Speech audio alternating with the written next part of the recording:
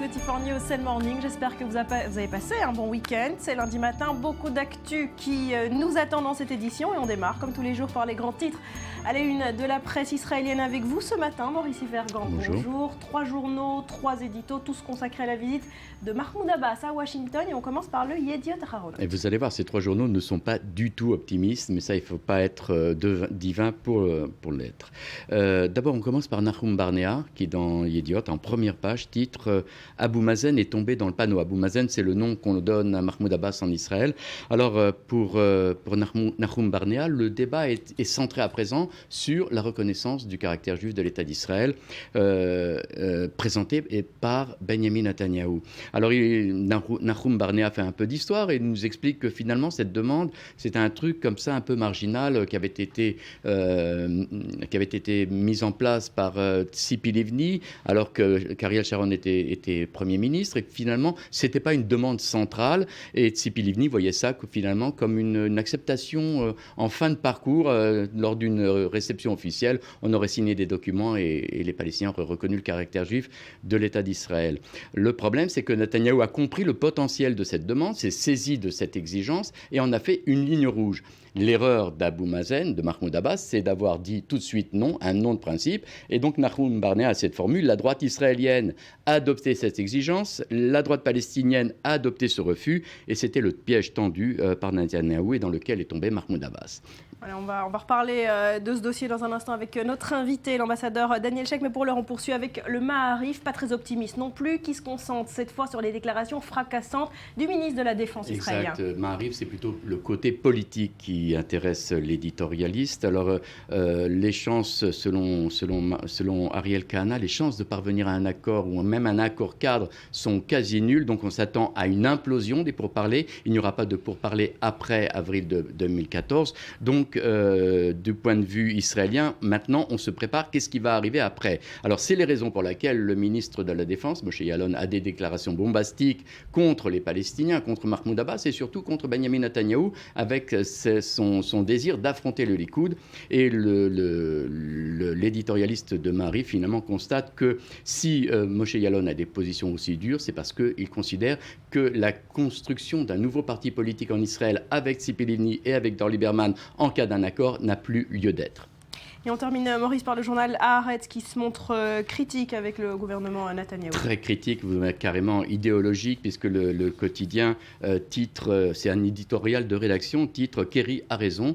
Et le journal dit que finalement les Israéliens et le lobby juif américain aux États-Unis devraient enfin reconnaître que l'administration américaine a raison. Et pour Kerry, c'est une erreur de présenter cette exigence de la reconnaissance d'un État juif par les Palestiniens.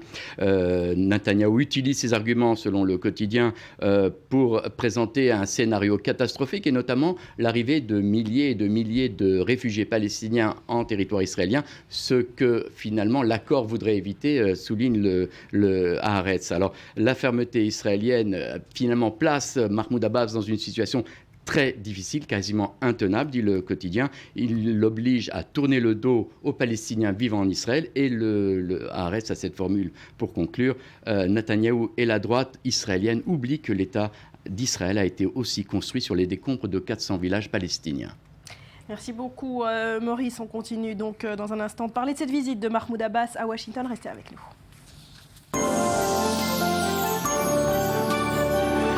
Sur 24 News, nous sommes le lundi 17 mars. Voici les grands titres à la une de l'actualité. Mahmoud Abbas est donc attendu à Washington aujourd'hui. Le président de l'autorité palestinienne doit y rencontrer Barack Obama. Une visite qui intervient à un moment où les relations entre Israéliens et Palestiniens sont très tendues.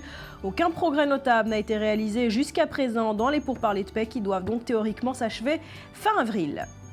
Et puis plus d'une semaine après la disparition du Boeing d'Air Malaisie, le mystère plane toujours. C'est la thèse du détournement qui est désormais privilégiée par les enquêteurs. Des systèmes de communication dans l'avion auraient été coupés et l'appareil aurait échappé volontairement pendant 6 heures aux écrans de radar. L'enquête se concentre désormais sur le pilote et le copilote. Enfin, les habitants de Crimée ont massivement dit oui à 95,5%. Ils ont souhaité, lors d'un référendum, leur rattachement à la Russie. Barack Obama s'est entretenu hier soir au téléphone avec Vladimir Poutine. Pour le président américain, les actes de la Russie sont une violation de la souveraineté de l'Ukraine. Il a également évoqué des sanctions à l'égard de Moscou.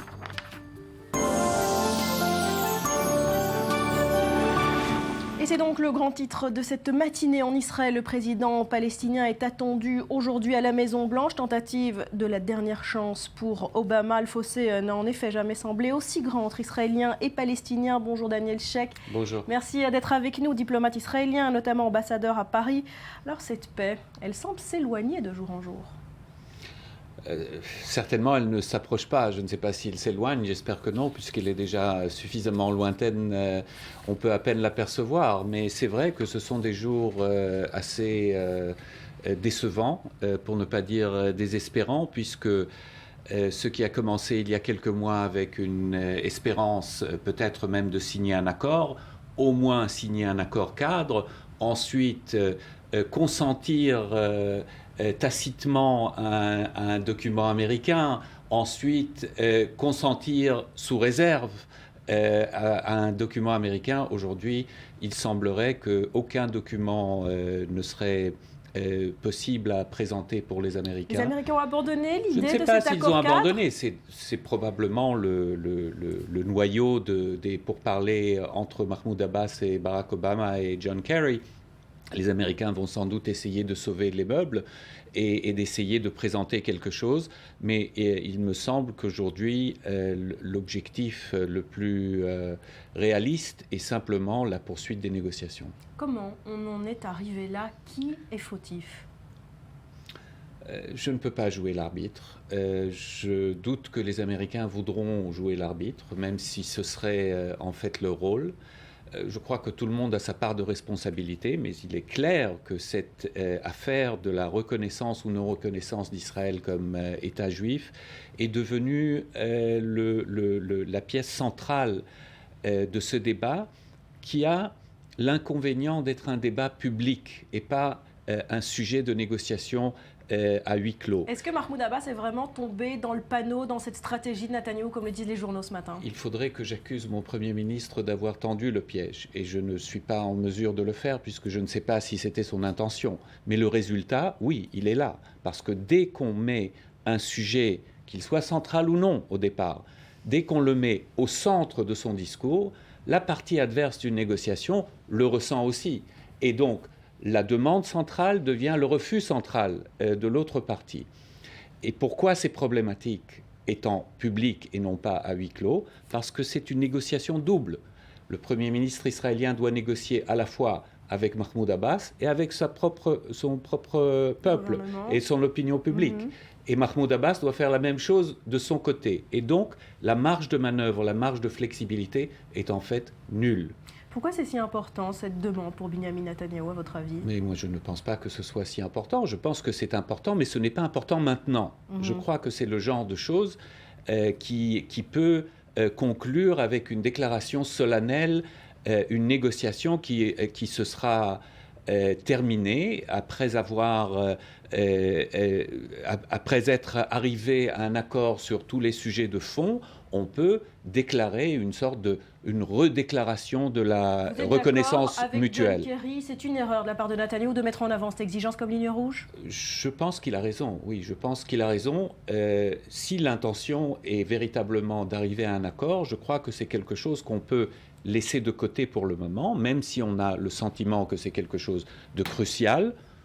Je ne suis pas forcément d'accord parce que ma définition en tant que peuple ne dépend pas à mes yeux du regard que nous portent les Palestiniens ou qui que ce soit. Ce n'est pas pour ça que j'ai gagné la souveraineté et l'indépendance il y a plus de 65 ans pour que finalement je sois défini aux yeux de mes voisins. Je crois que la définition d'État juif et démocratique est notre responsabilité et nous revient à nous seuls.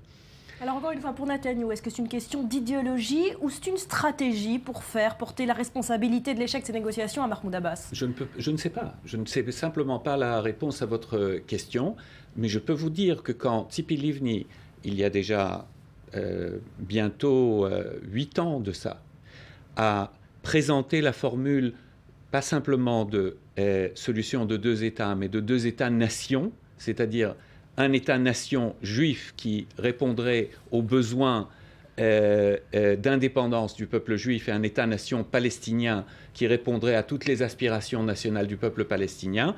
C'est ça qu'elle avait à l'esprit, que à la fois la question des réfugiés palestiniens soit définie, soit résolue dans cette définition d'État-nation, et que la reconnaissance d'Israël en tant qu'État juif, et pour nous aussi, pas moins important, démocratique, soit reconnue par les Palestiniens. Quelques années plus tard, on n'a pas franchement avancé. Maurice Fergan, vous voulez réagir? Je voulais vous poser une question. Est-ce que finalement Benjamin Netanyahou ne joue pas au poker dans cette histoire? Il présente cette exigence de la reconnaissance par les Palestiniens d'un État juif, et le journal Haaretz nous fait une allusion à cette histoire de retour des réfugiés palestiniens. Ce serait « je renonce pour l'instant » et vous renoncez au retour des réfugiés palestiniens.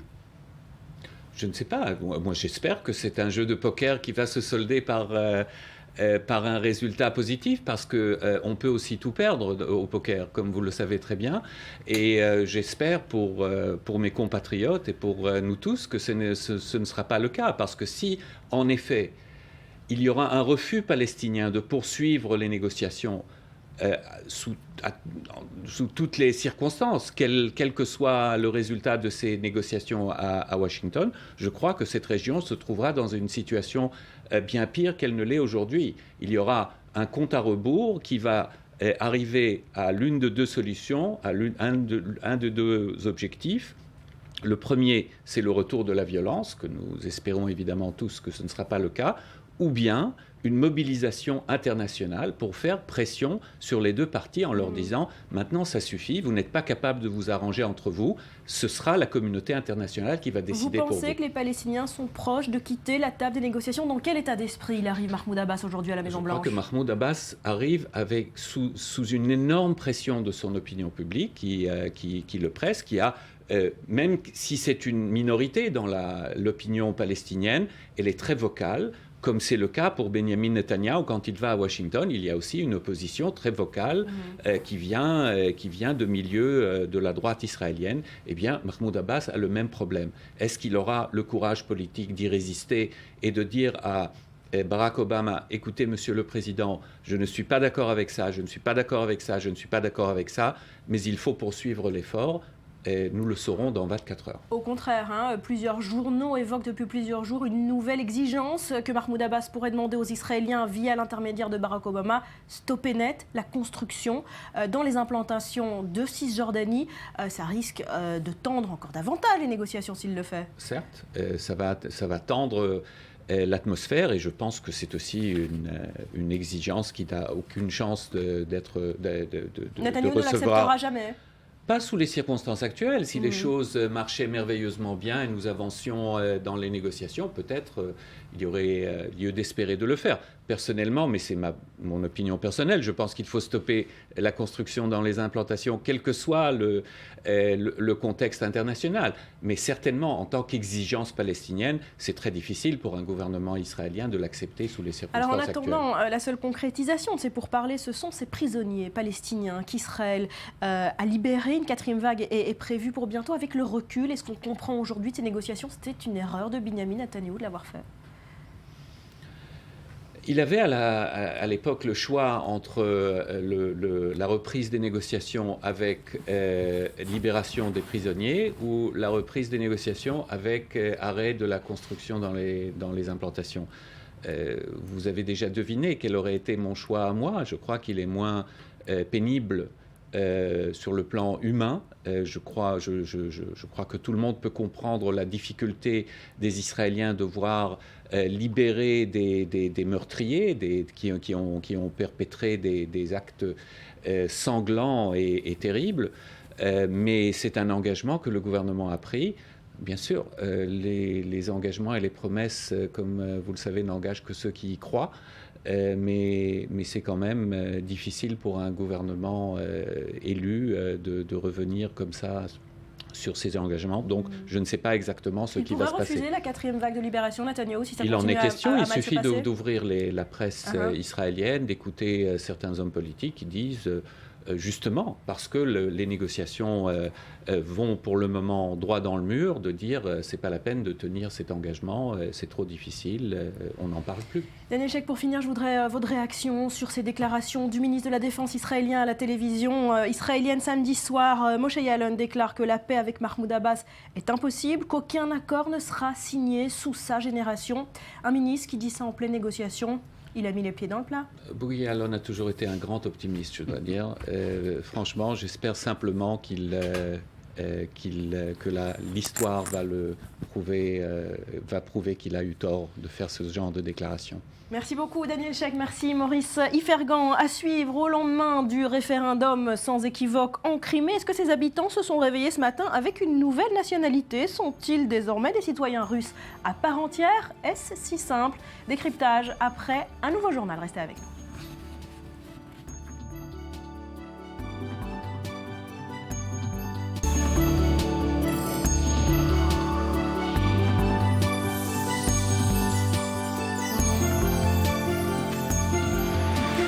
On est de retour sur le plateau du Morning. Merci d'être avec nous au lendemain du référendum sans équivoque en Crimée. Est-ce que ces habitants se sont réveillés ce matin tout simplement avec une nouvelle nationalité? Sont-ils désormais des Russes à part entière? Est-ce si simple? Élément de réponse en images et on en parle juste après. Nuit historique en Crimée. Les habitants de la péninsule ont fêté dignement leur rattachement à la Fédération de Russie. Dimanche, à l'occasion du référendum, ils se sont prononcés à 95% en faveur de la sécession avec l'Ukraine. Et même si l'issue des résultats était fortement pressentie, la joie des Criméens s'est fait entendre jusque tard dans la nuit. À Kiev, on oscille entre consternation, désintérêt et compréhension. Ce référendum met en jeu encore les mêmes mensonges, comme quoi il n'y aurait pas de soldats russes en Crimée, comme si c'était un vote libre, comme quoi il y aurait des gangs de pro-ukrainiens, comme quoi la vie des locaux serait menacée. Les gens qui ont menti avant au plus haut niveau ne peuvent pas dire la vérité. C'est la même chose pour Aksyonov et Poutine. La Crimée va se séparer. Tout va dans cette direction. Notre gouvernement n'a rien fait pour intégrer ce territoire ou quoi que ce soit. Et la Russie a beaucoup investi à Sébastopol. Maintenant, on a le résultat. Des résultats et un référendum qui ont été déclarés illégaux par l'Union européenne et la communauté internationale. Et on tente de mieux comprendre la situation avec vous, Eliezer Jorgorovski. Merci d'être avec nous ce matin. Vous êtes professeur de sciences politiques, spécialiste de la Russie. Alors d'abord, tout simplement, quelle valeur a ce référendum? La valeur, je pense, c'est surtout sa signification, qui est un premier coup de feu dans ce qui peut devenir une confrontation considérable entre l'Est et l'Ouest. Alors, la Russie et l'Ukraine ont signé tout de même une trêve de 6 jours. Ça veut dire quoi? Je pense que les accords qui sont signés et qui ne sont pas appuyés par une véritable puissance, par une véritable volonté d'agir de l'Occident, sont absolument sans aucune signification, comme l'accord de 1994 garantissant l'intégrité territoriale de l'Ukraine, comme l'accord signé avant la chute de Yanukovych. Il faut savoir que la Russie ne parle pas aujourd'hui en termes d'accord de droit international. Elle parle uniquement en termes de pouvoir, d'intimidation et de résolution nationale et gouvernementale à accroître ses frontières et à revenir à ses frontières de l'ère soviétique. C'est-à-dire que les accords, c'est quelque chose d'absolument secondaire. Alors, c'est ce que vous dites, Monsieur Jorgorovski, que Poutine va continuer sur sa lancée. Il a d'autres visées expansionnistes en Ukraine? Bien sûr qu'il a des idées expansionnistes, mais la mesure dans laquelle il va continuer est fonction de la détermination de l'Occident, et à commencer des États-Unis qui se conduisent jusqu'à présent comme une véritable, j'ose à peine le dire, mais comme une véritable serpillière, et c'est de cette manière qu'ils sont perçus. Si l'Occident fait front, si l'Occident est prêt à une confrontation, eh bien cette confrontation, véritablement, eh bien, elle va pas être réalisée. Mais aujourd'hui, l'administration de Poutine et de la Russie sent qu'elle a le vent en poupe et qu'elle peut continuer. Et c'est effectivement pour ça qu'on voit qu'elle continue à faire des provocations et des tentatives de déstabilisation de l'Ukraine, de sa partie orientale, pour se créer des prétextes à continuer son expansion. Et encore une chose qu'il faut comprendre, c'est que véritablement aujourd'hui, la Russie, je doute qu'elle ait véritablement les moyens de ses ambitions. C'est un pays qui économiquement est très très faible, et c'est pour ça qu'il joue excessivement sur son pouvoir politique, et proférant des menaces totalement irrationnelles. Je ne sais pas si vous avez entendu. Oui. Que pourraient faire les Occidentaux pour arrêter Poutine? Quand vous parlez de confrontation, vous pensez à quoi? Est-ce que les Américains et les Européens envoient des troupes sur place en Ukraine? Non, je pense que peut-être dire qu'ils sont prêts à cela. Mais je pense que les sanctions économiques, elles devraient être suffisantes. Pourquoi? Parce que l'économie russe, aujourd'hui, elle tient sur 2 titans. Et ces 2 titans, c'est son industrie militaire et c'est ses denrées, le gaz, le pétrole. Ces 2 titans sont en train de s'écrouler. Pourquoi? Parce que de moins en moins de pays achètent ces armes et l'Europe devient de moins en moins dépendante de son gaz, de son pétrole. Et du moment qu'on fait pression, qu'ils se disent, qu'ils diront prêts à faire pression, exercer des sanctions économiques véritables, pas contre telle ou telle personne, contre tel ou tel personnage mêlé à la guerre, mais contre la Russie en tant que telle, eh bien, je pense que ça va avoir des effets immédiats. Pourquoi? Parce que la Russie ne peut pas se permettre de mener une guerre alors que ses fonds sont à zéro. Merci beaucoup d'avoir été avec nous ce matin.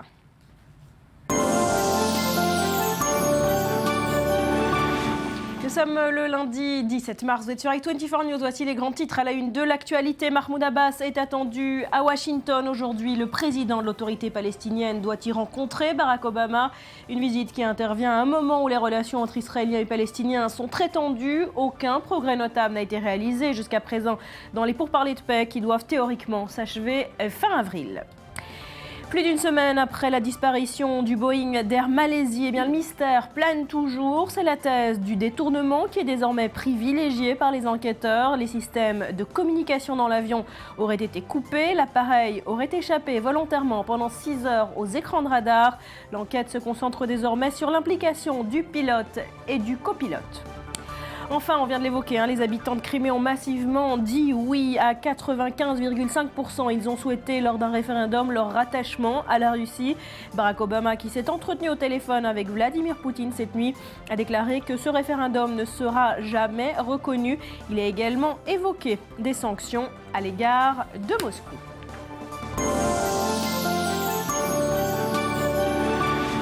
Allez, on parle à présent de la disparition de ce Boeing avec vous, Betsabé. Alors, le mystère plane toujours et on l'a dit, c'est la thèse du détournement qui est désormais privilégiée. Où en est l'enquête exactement?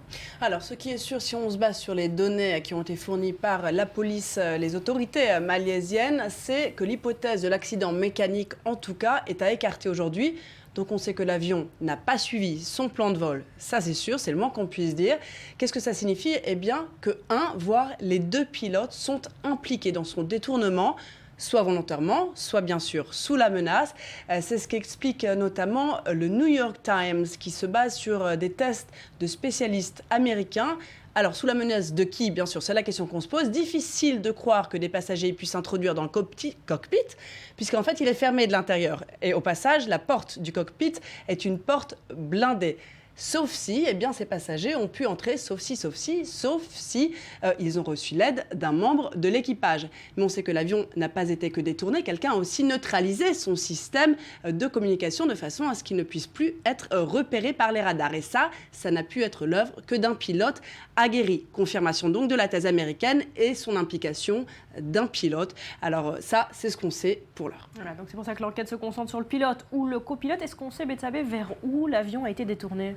Alors, il n'y a pas beaucoup de possibilités. Il y en a deux. On sait qu'au début de sa nouvelle trajectoire, il y a eu de fortes variations d'altitude.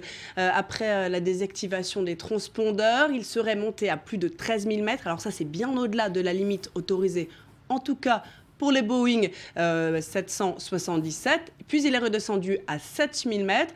Alors, j'ai peut-être regardé un peu trop de mauvais films, Barbara, mais moi, ça me rappelle quand il y a 2-3 gars qui se disputent le manche de l'avion. En tout cas, l'avion... Dans ce cas-là. En tout cas, il est monté très haut, il est descendu très bas. On se demande aujourd'hui qu'est-ce que ça veut dire. L'avion qui bascule, en tout cas, après, en ce qui concerne la direction que le Boeing a prise, un doute subsiste. Donc, les deux options sont 1, vers le Kazakhstan, c'est-à-dire au nord, 2, vers l'océan Indien. Au sud, difficile de croire que l'avion a pu réussir à ne pas se faire, encore une fois, repérer s'il a pris la première trajectoire. Je vous propose d'écouter un spécialiste sur ces deux hypothèses. Si l'avion a pris le corridor du sud, cela expliquerait pourquoi on ne l'a pas trouvé. C'est un océan très éloigné. Le problème, c'est qu'on a du mal à expliquer les motivations.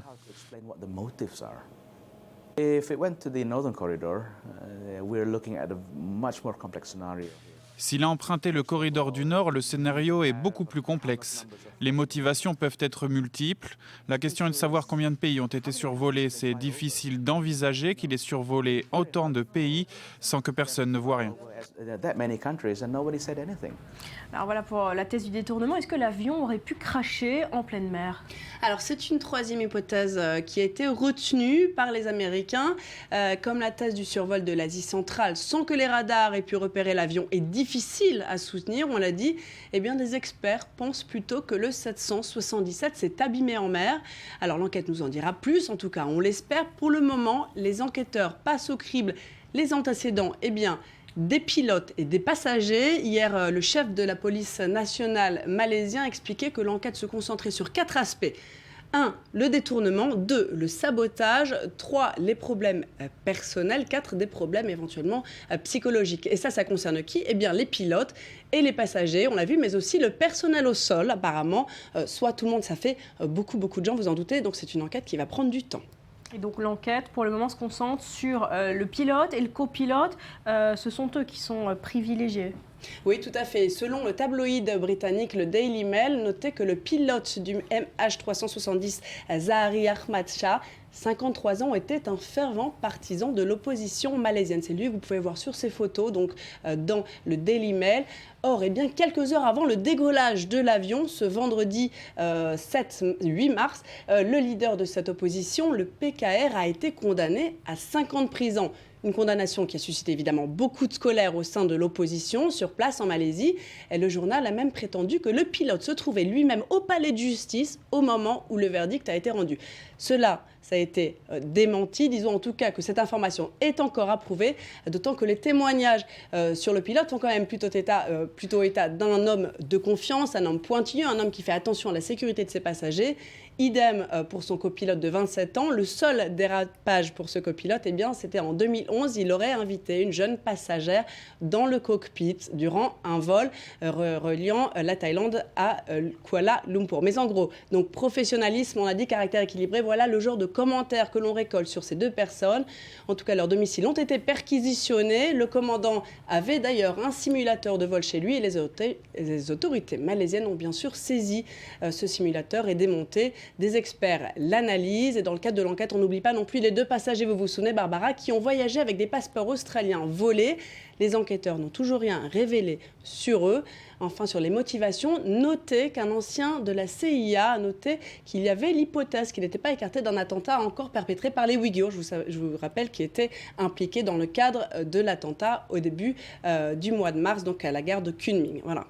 Voilà, alors ce qu'on sait aujourd'hui, et ça va peut-être faire avancer l'enquête, c'est que 25 pays sont impliqués dans les recherches. La France y est mise aussi. Hein. Oui, cela dit, il y en avait déjà 14, donc je ne sais pas si ça va changer grand-chose. En tout cas, c'est quasiment le double et c'est justifié puisque les territoires concernés sont immenses, vous l'avez vu. On écoute quelques extraits de la conférence de presse qui s'est déroulée hier en Malaisie. Le nombre de pays impliqués dans les recherches et les opérations de secours est passé de 14 à 25, ce qui entraîne de nouveaux défis dans les efforts de recherche. Les autorités malaisiennes demandent de l'aide à ces pays, notamment en matière de données satellitaires de signaux radars, qu'ils soient primaires ou secondaires. D'après Malaysia Airlines, le pilote et le copilote n'ont pas demandé à voler ensemble sur le MH370. Alors la France met elle aussi la main à la pâte, on en a parlé. Paris a annoncé hier une aide avec des moyens satellitaires, civils, militaires, bref, Paris met le paquet avec aussi des enquêteurs spécialisés, ceux de la BEA. On en avait parlé à l'époque du vol qui s'était crashé entre Rio et Paris. Il s'était abîmé au large du Brésil, c'était en juin 2009. Et je vous rappelle que 4 Français figurent parmi les 239 passagers du vol disparu. Donc une raison de plus pour la France de s'impliquer.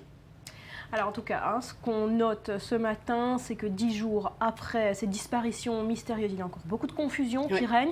Et ça doit être surtout difficile pour les familles des passagers. Bien sûr, c'est difficile. Ça fait déjà plusieurs jours qu'en plus qu'ils sont dans l'attente. Et toutes ces révélations ont alimenté la perplexité, surtout tant des experts et des médias. Et bien sûr, le désarroi des proches n'en finit pas. Des familles qui se raccrochent souvent à un très très mince espoir du coup que l'avion ait pu atterrir quelque part. On écoute rapidement un passager de la compagnie. Nous prions pour qu'ils soient tous en sécurité. On a beaucoup de contradictions entre le gouvernement et d'autres, mais ce qu'il faut retenir, c'est que l'avion a peut-être été détourné et qu'il a atterri quelque part ailleurs, et espérons que ces gens soient vivants. Avec une question, Barbara, si c'est un détournement, toutes ces familles de victimes se demandent pourquoi il n'y a toujours aucune revendication. C'est la question qui demeure, que tout le monde se pose. Merci beaucoup. Betsabé, à suivre dans le Morning. On a marqué ce week-end, vous le savez, les 3 ans de guerre en Syrie, 140 000 morts, 9 millions de déplacés, mais également une région tout entière bouleversée, Liban, Jordanie, Israël, Égypte. Quelles sont les conséquences de ce conflit au Moyen-Orient? Ce sera après un nouveau journal.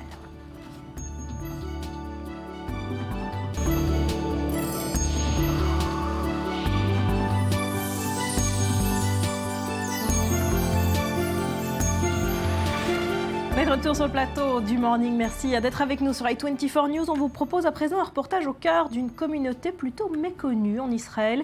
Il s'agit des Druzes, installés pour la plupart dans le nord d'Israël. C'est une communauté déchirée par une frontière, celle entre Israël et la Syrie. Immersion au cœur d'une famille, une frontière des familles. C'est un reportage de Yoram Lieberman pour i24 News.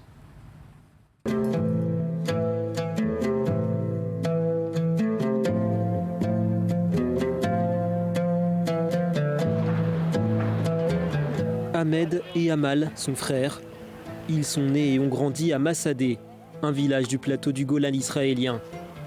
Ils sont druzes, par amour mais aussi par respect de leur tradition.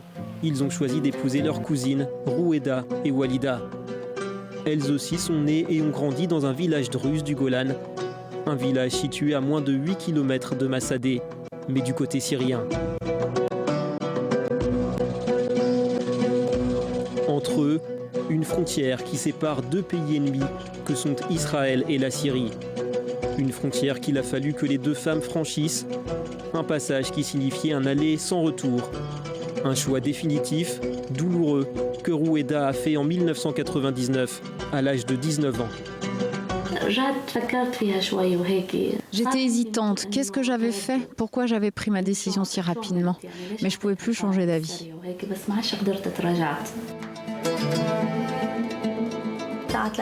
À 3h du matin, je suis allée avec elle chez le coiffeur.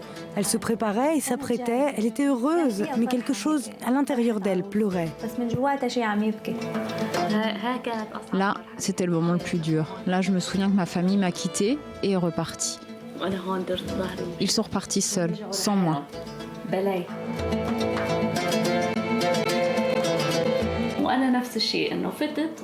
Je suis arrivée et j'ai regardé autour de moi. Ma famille était repartie, elle m'avait quittée. Je suis restée seule. C'était très dur pour moi. À cet instant, je me suis réveillée de mon rêve. C'était très dur. J'étais très profondément triste. J'ai regardé autour de moi et je n'ai vu que des visages étrangers. Ces visages étaient nouveaux pour moi. C'étaient les gens avec qui j'allais vivre. J'ai regardé, il n'y avait personne que je connaissais, personne. Personne des gens que je voulais. Au fond de moi, j'étais très triste. Je ressentais une tristesse hors du commun.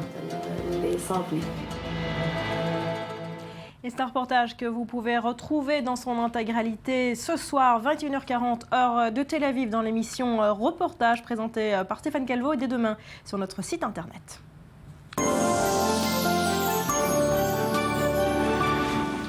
Nous sommes le lundi 17 mars, voici les grands titres à la une de l'actualité. Mahmoud Abbas est attendu à Washington aujourd'hui. Le président de l'autorité palestinienne doit y rencontrer Barack Obama. Une visite qui intervient à un moment où les relations entre Israéliens et Palestiniens sont très tendues. Aucun progrès notable n'a été réalisé jusqu'à présent dans les pourparlers de paix qui doivent théoriquement s'achever fin avril. Et puis plus d'une semaine après la disparition du Boeing d'Air Malaisie, le mystère plane toujours. C'est la thèse du détournement qui est désormais privilégiée par les enquêteurs. Une enquête qui se concentre désormais sur l'implication du pilote et du copilote. Enfin, les habitants de Crimée ont massivement dit oui à 96,6%. Ils ont souhaité lors d'un référendum leur rattachement à la Russie. Barack Obama, qui s'est entretenu au téléphone avec Vladimir Poutine cette nuit, a déclaré que ce référendum ne serait jamais reconnu. Il a également évoqué des sanctions à l'égard de Moscou.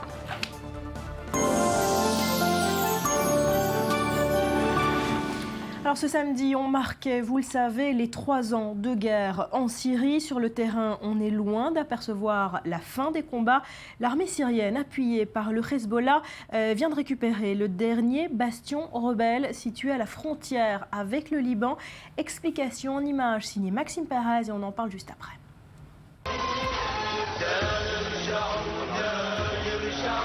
Et si la 4e année du conflit syrien était celle de Bachar el-Assad ? Sur le terrain, les troupes du régime n'en finissent pas de prendre l'ascendant sur la rébellion.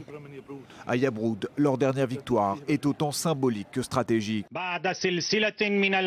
Après une série d'opérations militaires, l'armée syrienne et les forces de défense nationale ont rétabli la sécurité et la stabilité à Yabroud et dans la banlieue nord de Damas. Elles ont liquidé un nombre important de terroristes qui s'étaient retranchés dans cette région, qu'ils utilisaient comme carrefour pour l'acheminement d'armes et de terroristes en Syrie. Cette ville située près de la frontière libano-syrienne, à 75 km au nord de Damas, était le dernier grand bastion rebelle dans la région montagneuse de Kalamoun.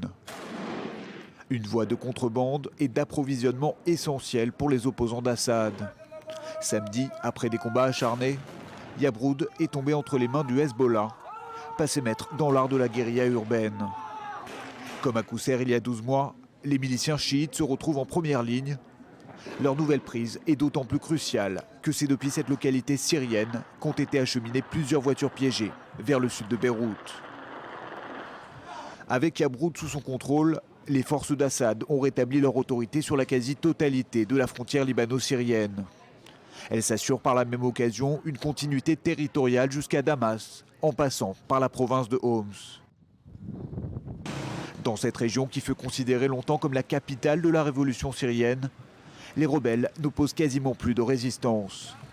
Si bien que les partisans d'Assad ont entamé spontanément une campagne qui appelle le président syrien à prolonger son mandat.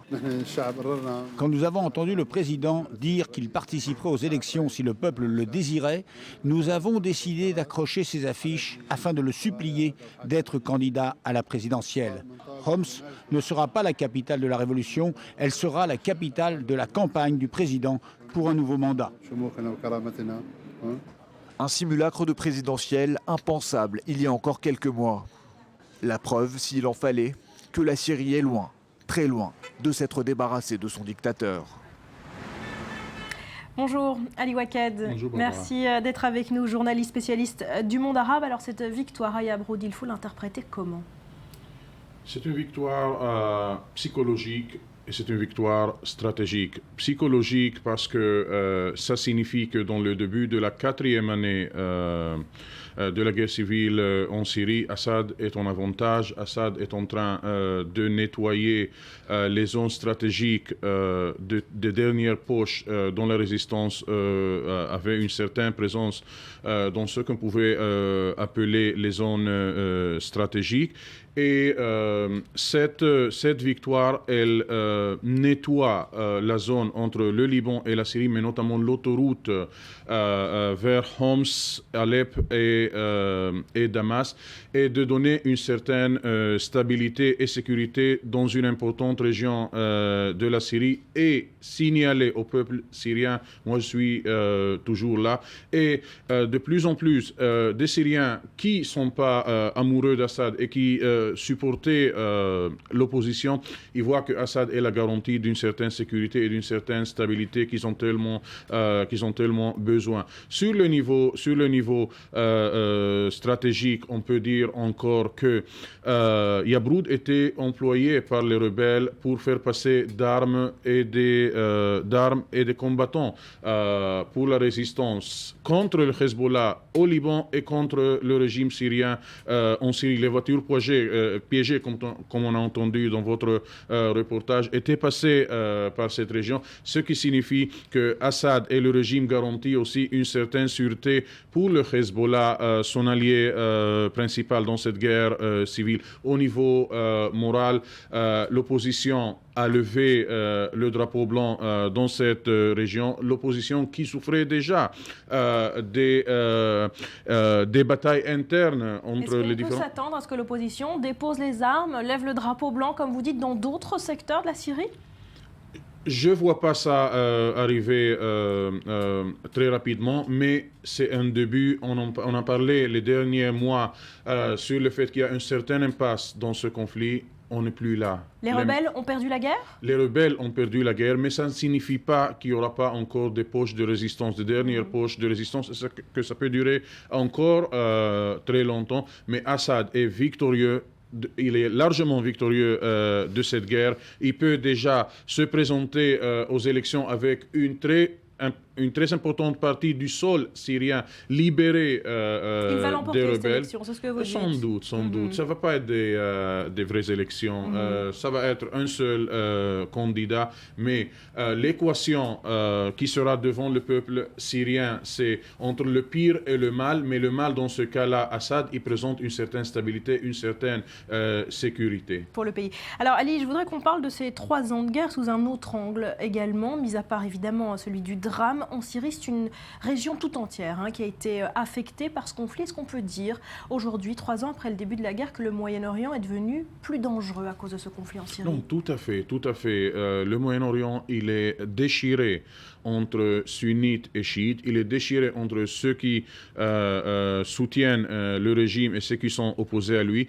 Barbara, on a commencé le dernier décennie avec l'Irak, parti du camp occidental, parti de l'alliance des États-Unis, et désormais l'Irak est peut-être un des importants fournisseurs d'armes et des combattants pour le régime. Et du coup, l'Irak se trouve définitivement dans le camp iranien.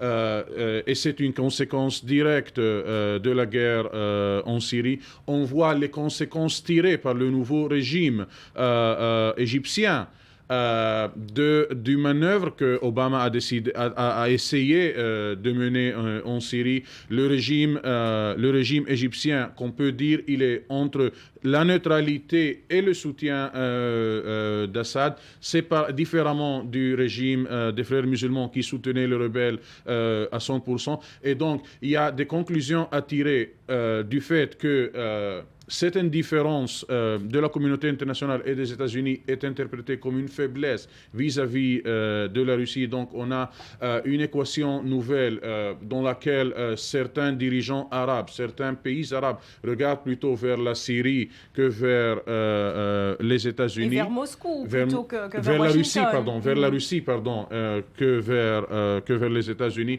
Et de l'autre côté, cette division qui va continuer à déchirer le monde arabe, cette division qui marquait le monde arabe jusqu'avant la Première Guerre mondiale, il est de retour et à Vous parlez de cette division entre sunnites et chiites qui a été exacerbée à cause de ce conflit. Vous avez évoqué l'Irak, l'Égypte. Un mot du pays peut-être le plus touché, c'est le Liban. Qu'est-ce qu'il a le plus déstabilisé dans cette guerre en Syrie ?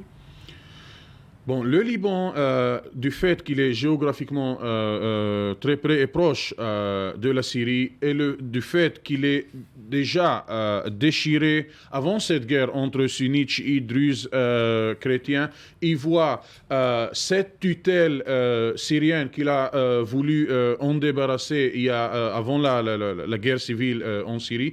Il se voit affecté directement par les groupes djihadistes qui tournent entre la Syrie et le Liban.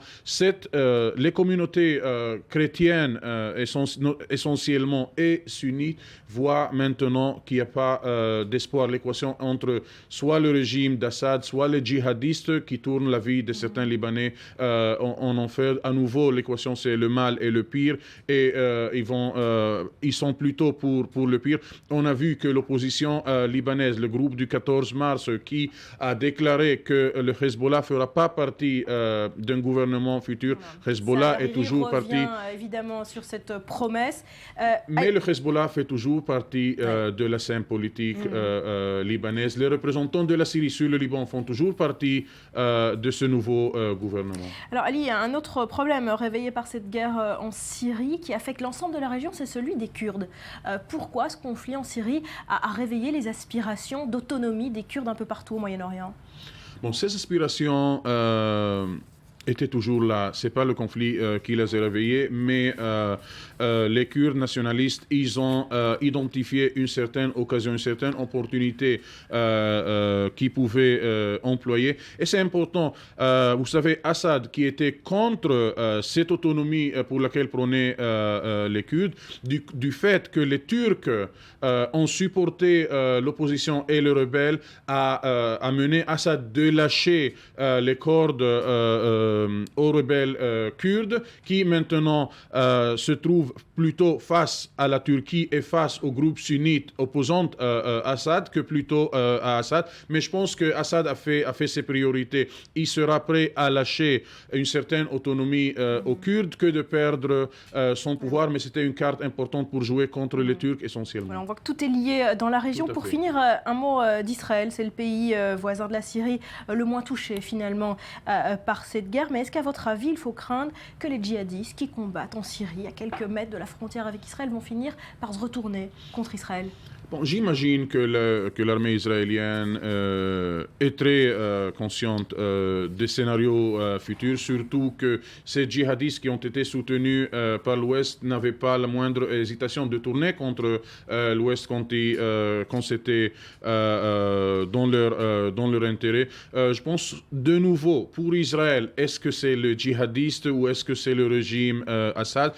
Du coup, je trouve que l'armée syrienne très affaiblie, le régime très affaibli est plutôt en faveur d'Israël. Israël va voir une Syrie sous Assad, mais très affaiblie. Et le danger de djihadistes qui sera là, il n'est pas encore un danger stratégique. Merci beaucoup. Ali Ouakad d'avoir été avec nous ce matin. À suivre, Israël vibre en ce moment de 1000 couleurs et de déguisements. C'est la fête de Pourim. On y revient après un nouveau journal.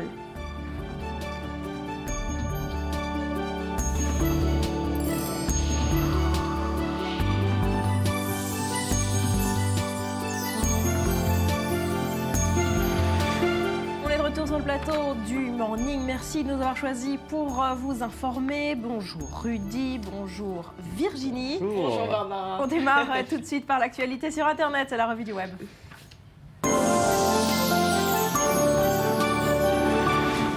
Alors évidemment, le gros titre ce matin sur Internet, c'est les réactions au référendum en Crimée, le plébiscite, un rattachement à la Russie. 95,5% pour le rattachement à la Russie. On est déjà 1% de plus là. 1% de plus, voilà. Bonne 96,6. Bon, bah, c'est en tout cas plus qu'un plébiscite pour beaucoup d'internautes.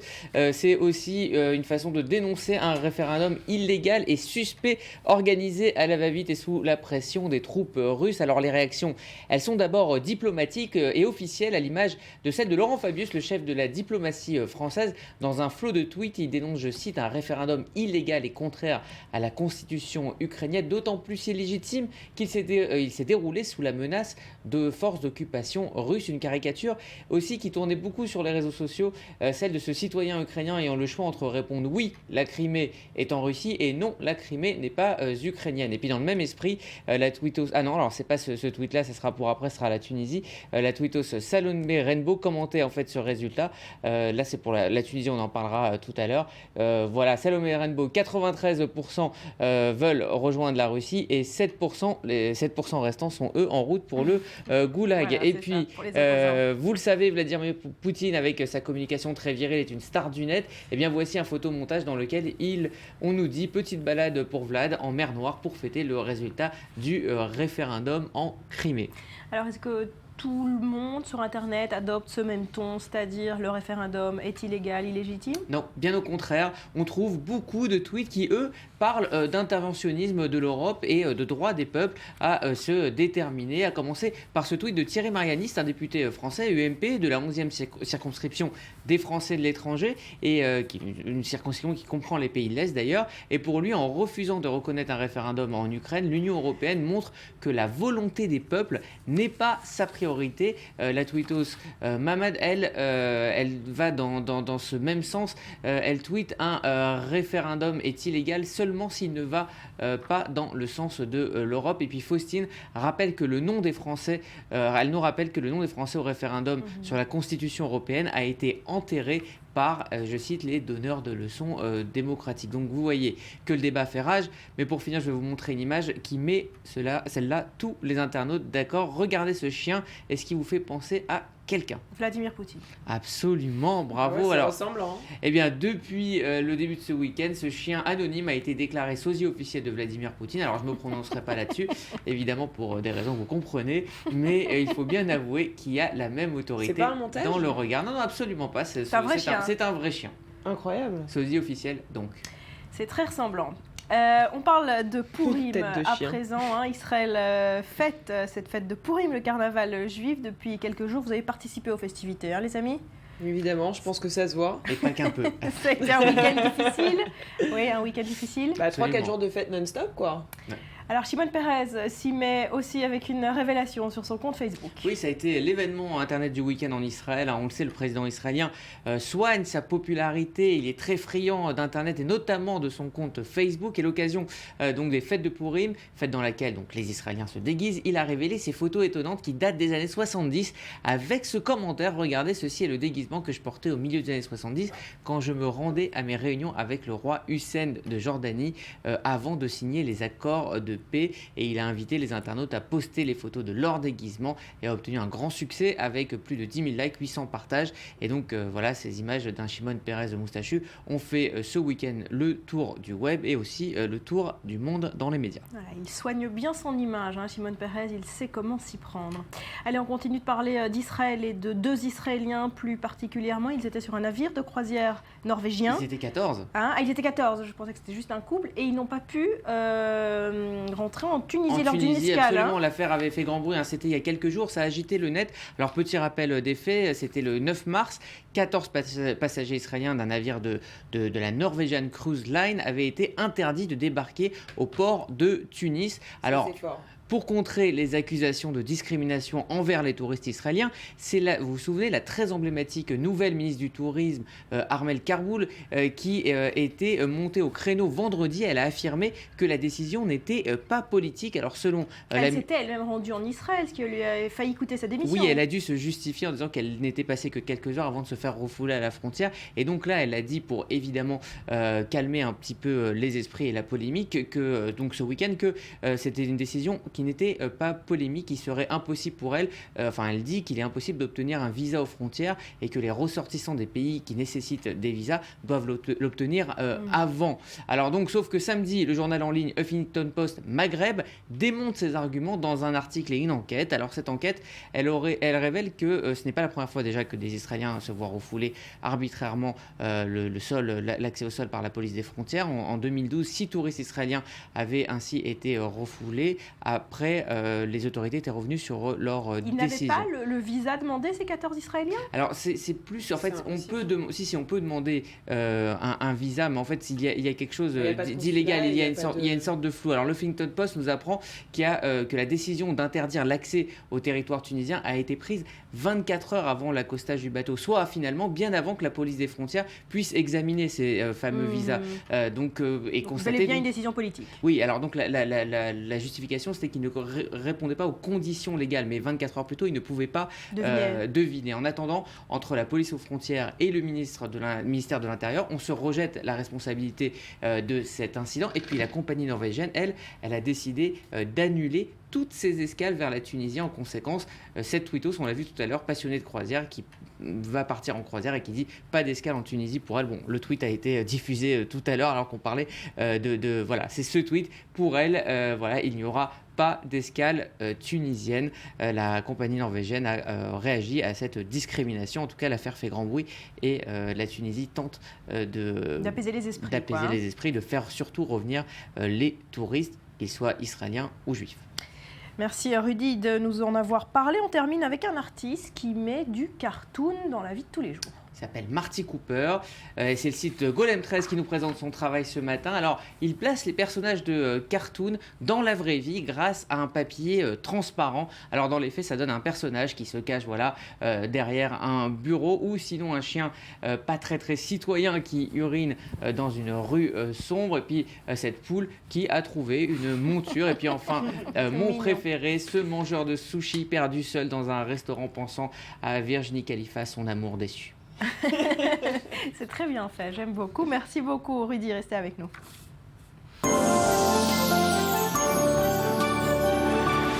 Alors on l'a dit, Israël vibre en ce moment de 1000 couleurs et d'une infinité de déguisements. Le pays célèbre comme il se doit la fête de Purim. Vous allez le voir, il n'y a pas que les enfants qui s'y mettent. Reportage dans la ville de Holon, signé Maël Benoliel. Des dizaines de chars, des centaines de danseurs, le tout sur fond de musique latino et des milliers de curieux venus de tout le pays. Purim en Israël, c'est ça, un carnaval digne des plus grands.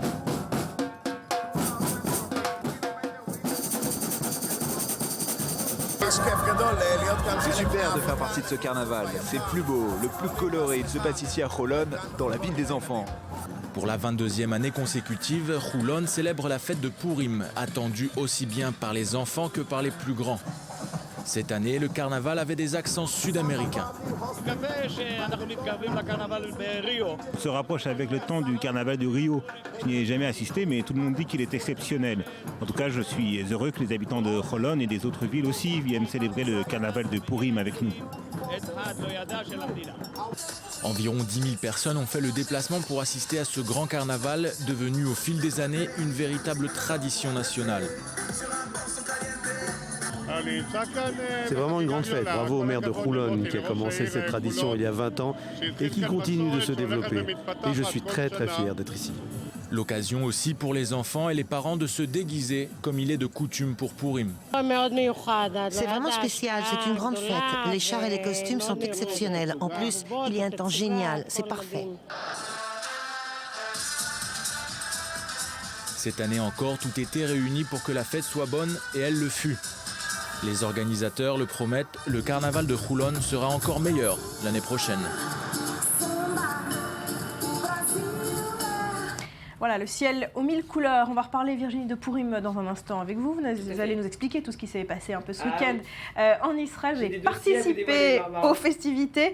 Mais on commence tout de suite par une bonne nouvelle pour l'industrie de la télé israélienne. Une de plus, une nouvelle série américaine qui s'inspire d'une série israélienne. Exactement. Eh bien, les séries israéliennes n'arrêtent pas de séduire les États-Unis. Les scénarios sont travaillés avec beaucoup de rigueur et les thématiques sont toujours très recherchées. On l'a déjà vu avec Homeland, inspiré de Hatoufim.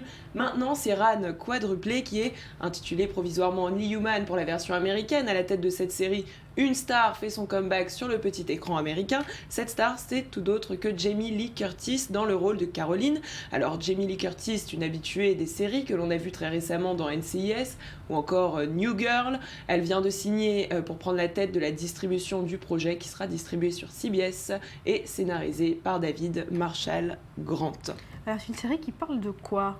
Alors c'est une histoire assez compliquée, c'est un drame médical qui tourne autour de quadruplés, comme le dit son nom. 3 frères et une sœur, ils ont grandi dans une émission de télé-réalité.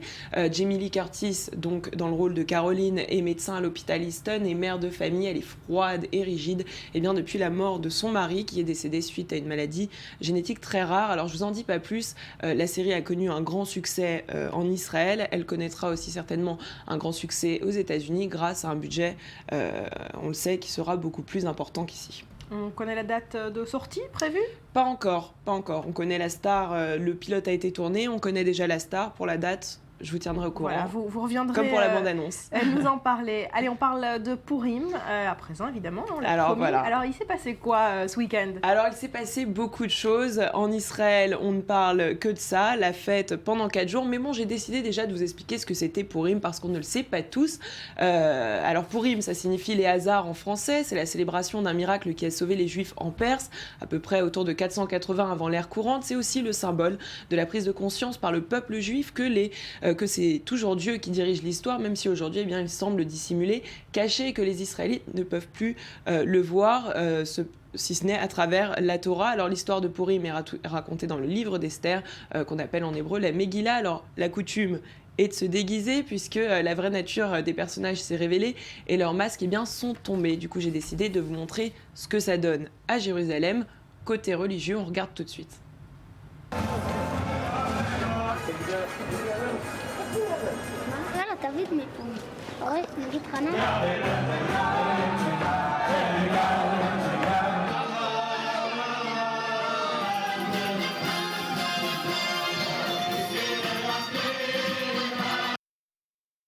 Pendant ce temps-là, eh bien, les autres s'amusent du côté de Tel Aviv au programme déguisement, parade, fête, street party, et ce pendant 3 jours, voire même 4. Alors voilà à quoi ça ressemble, regardez tout de suite.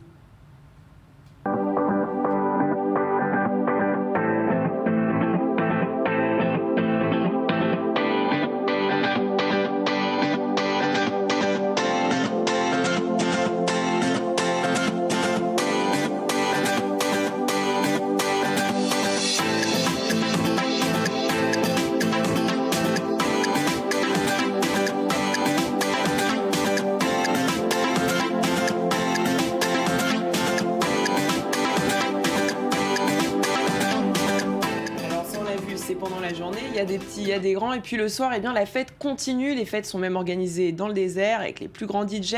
Regardez tout de suite ce que ça donne.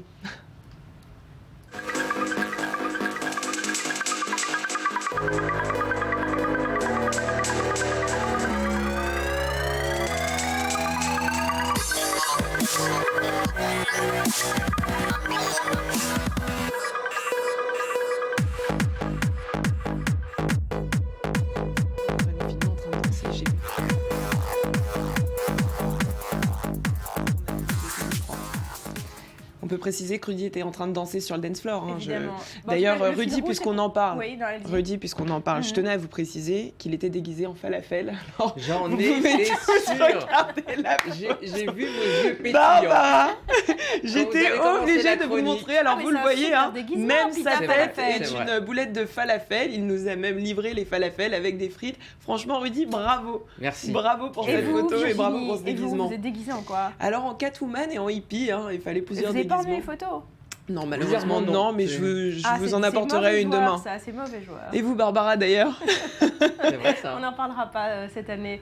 En tout cas, le fil rouge sur tout ce qu'on a vu, c'est que tout le monde est déguisé, peu importe où, comment et ce qu'il fait. Tout le monde est déguisé, tout le monde est heureux, tout le monde fait la fête. C'est vraiment 4 jours incroyables et je pense que les gens du monde entier devraient se rendre en Israël pour Purim parce que ça vaut vraiment le coup.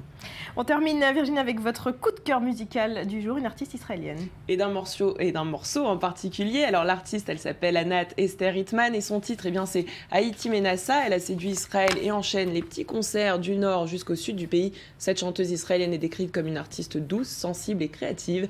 Elle a une voix très puissante et un style très rock'n'roll.